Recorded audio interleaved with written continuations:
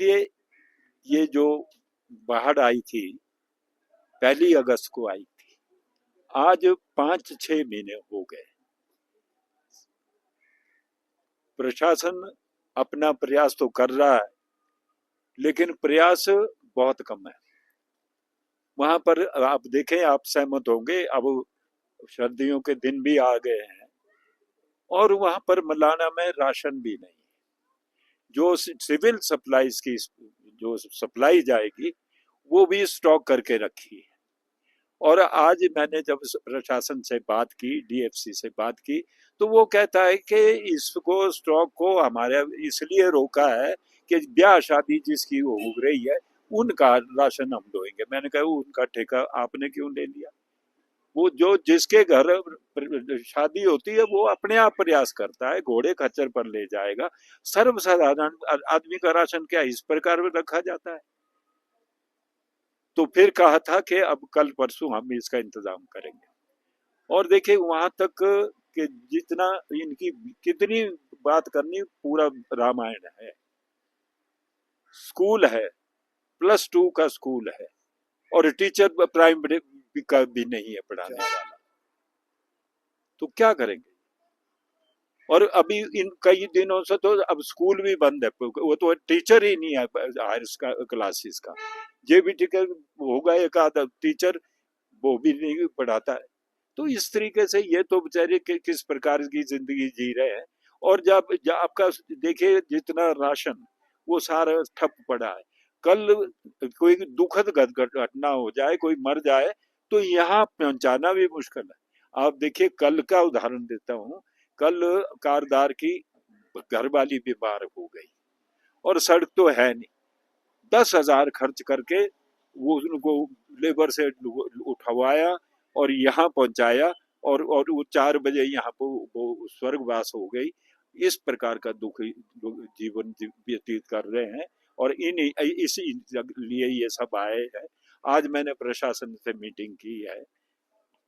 प्रशासन से तो नहीं कहूंगा, एक ही थे और एक डीएफसी था और एक अपने एडीएम महोदय थे।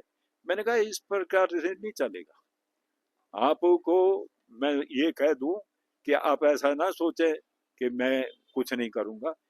मेरे लोग मेरी ताकत है और मैं निश्चित रूप से इस इशू को लूंगा और आप परसों तक वहां राशन पहुंचाए। डीएफसी जैसे कैसे ये इनके प्रकार।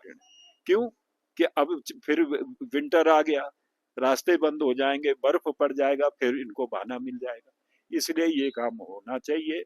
और भी ना केवल आपके मलाना की बात, आप गाड़ियों का नंबर 158 गाड़ियां बंद है वहां उनकी, और ये पैसे भर रहे हैं।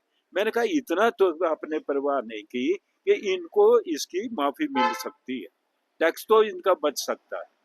ये टैक्स क्यों दिया जाएगा? क्योंकि जब गाड़ी खड़ी है, जब चलेगी तो कईयों की मेरा ख्याल प्रीमियम के भी किस्तें हैं, तो हाँ जी, तो वो उसका भी करनी। तब एडीएम मैंने बोला है कि ये आए तो मैं सारी उस चीज की जो है डॉक्यूमेंट्स ठीक भेज दूंगा। ये लोग देखो, सब्जी मंडी देखो, बुरा हाल है। आज काम नहीं कर रहे हैं, सर्दी फिर आगे बाढ़ आ जाएगी, सर्दी आ जाएगी तो फिर लोग रह जाएंगे। सारे के सारे लोग, सारी सब्जी मंडी भी वहां की भी दशा दुर्दशा है। तो इसलिए सरकार ने, मैं हिमाचल सरकार से भी निवेदन करूंगा कि जितना पैसा केंद्र की सरकार से आया है उसको कम से कम पाई पाई लगाए। यहाँ तक कि जिसका नुकसान हुआ है और जिसके असेस करने के बाद पैसे देने हैं और पैसे भी नहीं देते, नहीं दिए। मैं ना जाने, पता नहीं आप, एक तो आप तक झूले की बात है, ये तो बिल्कुल जो उसका किराया है, हमें नहीं मालूम कितना लेता है कितना नहीं लेता है, लेकिन जो लेता है और जो जितना लेता है वो सरकार बेयर करे, क्योंकि ये फ्लड सफरन है सारे, तो ये इतना किराया नहीं दे सकते। तो चलिए, तो ऐसा लगता है कि किराए में भी वो बड़े हाई स्केल पर है।